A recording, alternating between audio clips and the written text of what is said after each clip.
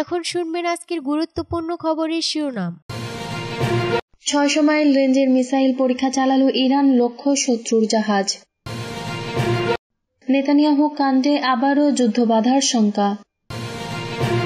কুম্ভমেলায় বিপর্যস্ত হিন্দুদের পাশে মুসলিমরা, খুলে দিলেন মসজিদ মাদ্রাসা। কুয়েতে গাড়ি চালানোর সময় মোবাইল ব্যবহার করলে 29,000 টাকা জরিমানা।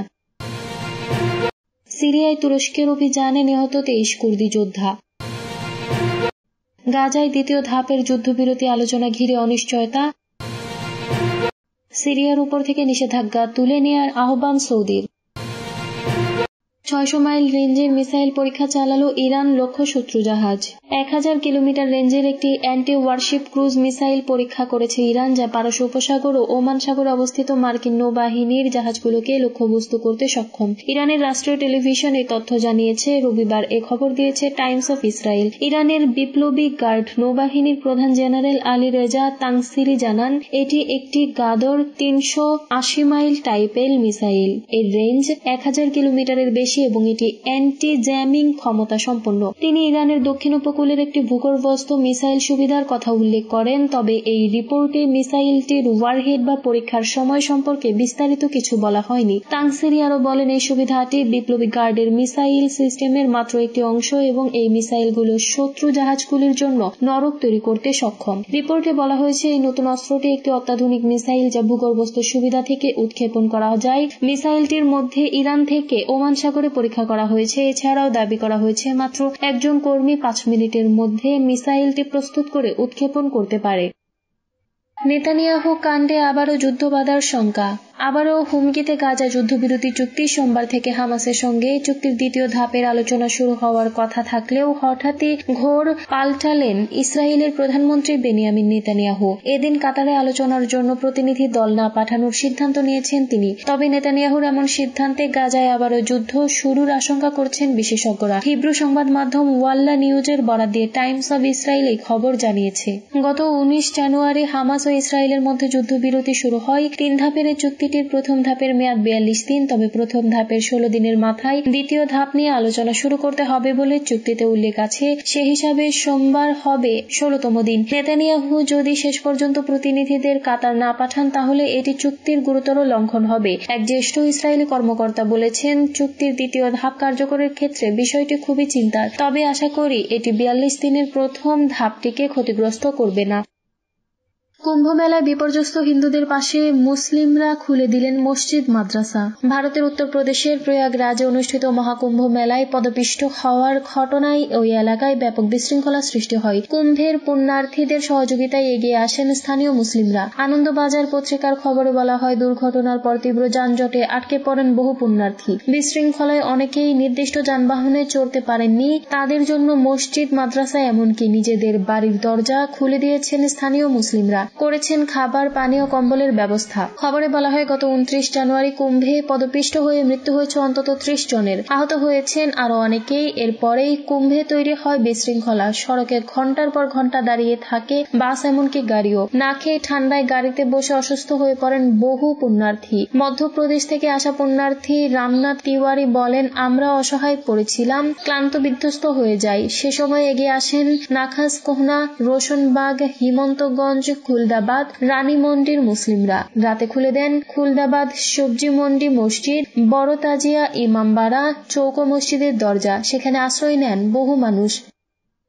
কুয়েতে গাড়ি চালানোর সময় মোবাইল ব্যবহার করলে 29,000 টাকা জরিমানা। গাড়ি চালানোর সময় মোবাইল ব্যবহার দুর্ঘটনার কারণ। এবার এ ধরনের দুর্ঘটনা এড়াতে নতুন ব্যবস্থা নিল কুয়েত সরকার। ড্রাইভিং এর সময় মোবাইল ব্যবহার করলে হবে বড় জরিমানা।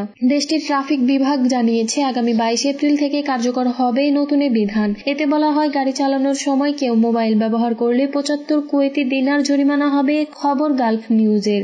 বিভাগটি বলছে, সড়কের নিরাপত্তার স্বার্থে এবং দুর্ঘটনা এড়াতে এই আইন করা হয়েছে। আইনে আরো বলা হয়, যদি কেউ এই আইন ভঙ্গ করে আদালতে যান তবে জরিমানার পরিমাণ 150 থেকে 300 দিনার পর্যন্ত অথবা 3 মাসের জেল হতে পারে অথবা 2 দণ্ডেই দণ্ডিত হতে পারেন। দেশটির ট্রাফিক বিভাগের এক কর্মকর্তা এই ব্যাপারে বলেন, গাড়ি চালানোর সময় মোবাইল ব্যবহার করলে মনোযোগ সরে যায়, এতে দুর্ঘটনার সংখ্যা বেড়ে যায়। এসব শাস্তির বিধান করা হয়েছে দুর্ঘটনা কমানোর জন্য।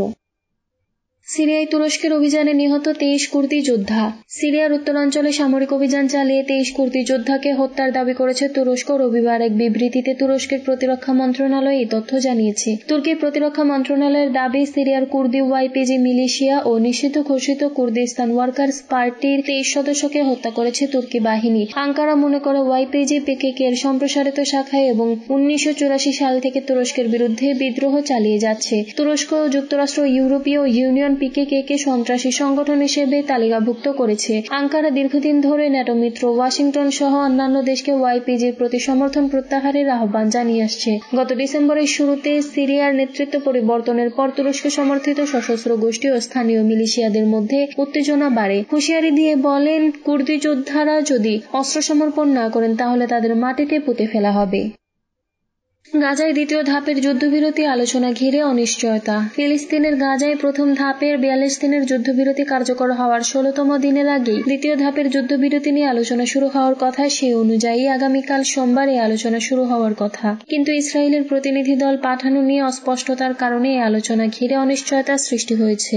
এদিকে ট্রাম্প যুক্তরাষ্ট্রের প্রেসিডেন্ট হিসেবে দ্বিতীয় মেয়াদে দায়িত্ব গ্রহণের পর প্রথম বিদেশি সরকার প্রধান হিসেবে হোয়াইট হাউস যাচ্ছেন ইসরায়েলের প্রধানমন্ত্রী বেনিয়ামিন নেতানিয়াহু। আজ তিনি ওয়াশিংটনের উদ্দেশ্যে রওনা হন। বিশ্লেষকদের ধারণা, ট্রাম্পের সঙ্গে বৈঠকের পর দ্বিতীয় ধাপের যুদ্ধবিরতি নিয়ে সিদ্ধান্ত নিতে পারেন নেতানিয়াহু। আজ দোহায় সফররত তুরস্কের পররাষ্ট্রমন্ত্রী হাকান ফিদান ও কাতারের প্রধানমন্ত্রী ও পররাষ্ট্রমন্ত্রী শেখ মোহাম্মদ বিন আব্দুলুর রহমান আল থানি যৌথ সংবাদ সম্মেলন করেন। কাতার যুদ্ধবিরতি আলোচনার অন্যতম মধ্যস্থতাকারী দেশ। শেখ মোহাম্মদ বলেন, গাজার দ্বিতীয় ধাপের যুদ্ধবিরতি নিয়ে ইসরায়েল ও হামাসের মধ্যে কখন আলোচনা শুরু হবে তা নিয়ে কোনো স্পষ্ট পরিকল্পনা নেই। তিনি বলেন, আলোচনার প্রস্তুতির অংশ হিসেবে ইসরায়েল ও হামাসের সঙ্গে যোগাযোগ করছে কাতার। আগামী কয়েকদিনের মধ্যে কিছুটা অগ্রগতি দৃশ্যমান হতে পারে। দীর্ঘ 15 মাস হামাস ইসরায়েল যুদ্ধ চলার পর গত 19 জানুয়ারি গাজায় প্রথম ধাপে 42 দিনের যুদ্ধবিরতি শুরু হয়। যুদ্ধবিরতি শুরু হওয়ার পর ইতোমধ্যে ইসরায়েল ও হামাস 4 ধাপে বন্দী বিনিময় করছে।